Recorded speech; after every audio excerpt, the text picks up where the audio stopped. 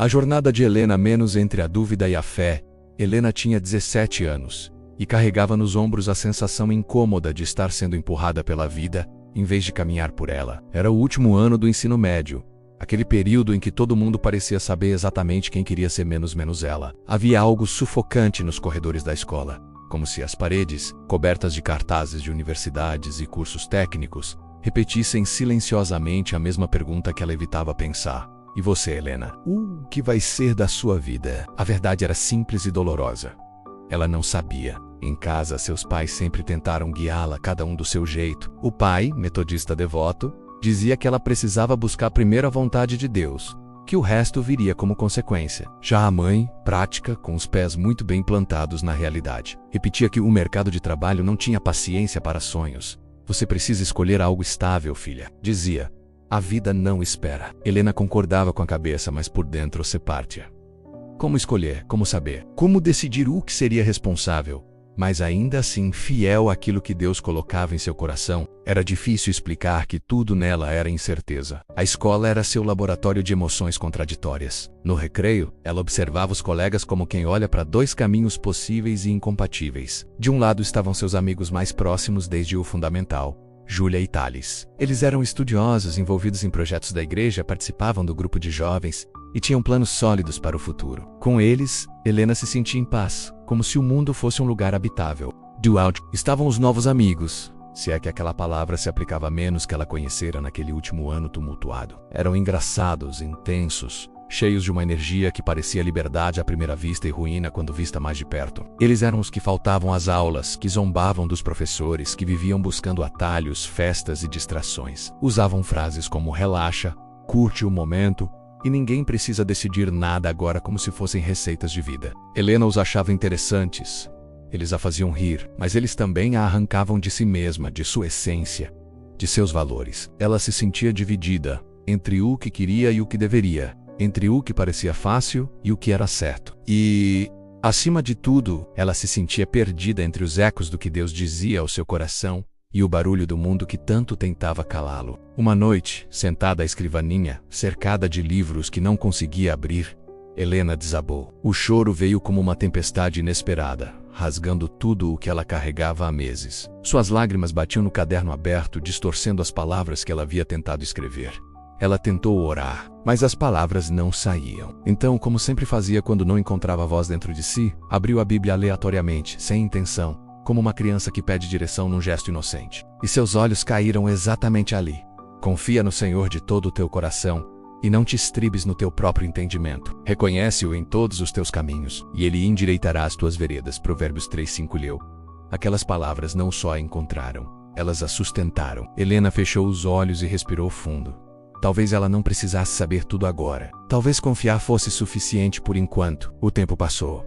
E com ele vieram as semanas mais difíceis do ano letivo. Provas finais, simulados, pressão familiar, cobranças internas, tudo se acumulou de modo quase insuportável. E como se não bastasse, o grupo novo com quem ela vinha andando começou a puxá-la cada vez mais forte para fora dos trilhos. A pressão era disfarçada de brincadeira, mais férrea como cutelo. Helena, menos, diziam eles. Para de ser careta. Você é tão inteligente, não precisa estudar tanto, vem com a gente hoje. Só hoje, mas só hoje começava a virar sempre. E cada vez que ela cedia, voltava para casa sentindo que tinha perdido algo de si, mesmo que ninguém percebesse. Deus percebia.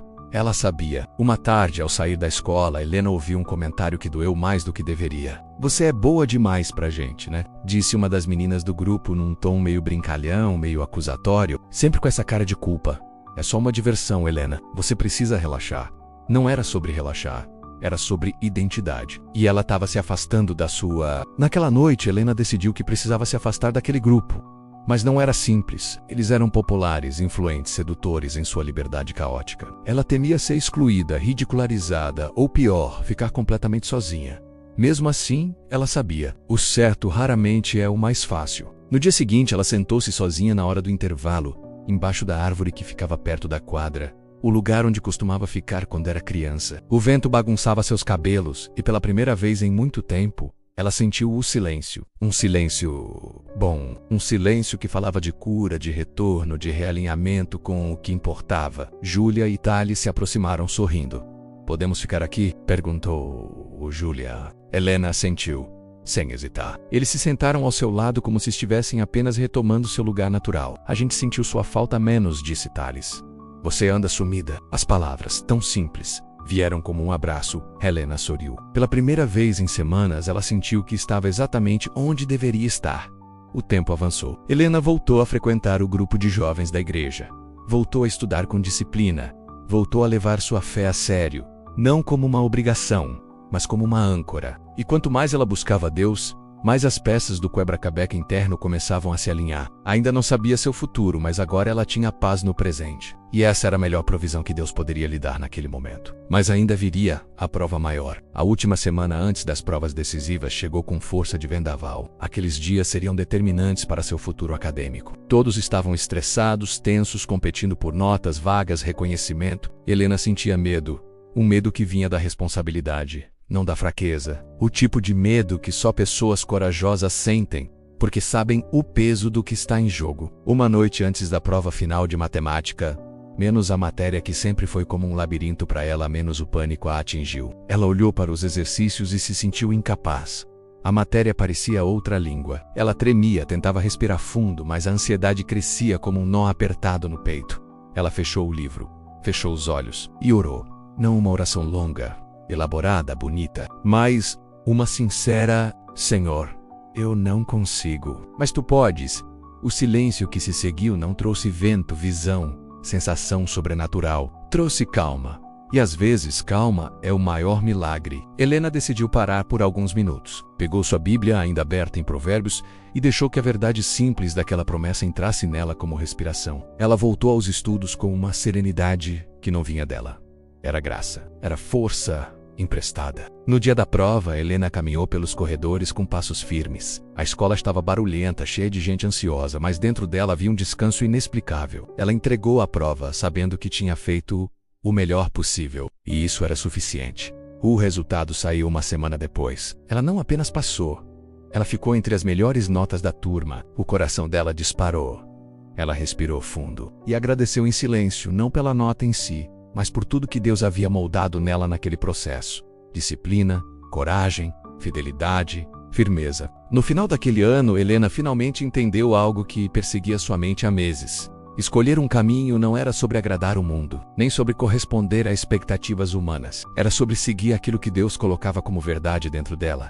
E essa verdade não vinha como grito, mas como sussurro. Ela decidiu seguir a carreira de psicologia não porque alguém mandou, não porque parecia o mais seguro ou o mais rentável, mas porque era onde seu coração se iluminava quando ela orava. Quando contou aos pais, o pai sorriu orgulhoso. E a mãe, embora surpresa, abracou-a com carinho. Se é isso que Deus colocou no seu coração, disse ela, menos. Então vá. O mundo precisa de pessoas que escutam de verdade. Helena sorriu. Sim, escutar. Era isso. Não só escutar os outros, mas escutar a Deus, escutar a si mesma. E naquele fim de ano, enquanto caminhava pelo pátio da escola pela última vez, ela percebeu algo que mudaria sua vida para sempre. A vitória verdadeira não estava apenas na escolha certa, na nota alta ou na aprovação. A vitória estava em permanecer firme quando o mundo inteiro tentava desviá-la do propósito. Estava em escolher Deus quando tudo chamava pelo contrário.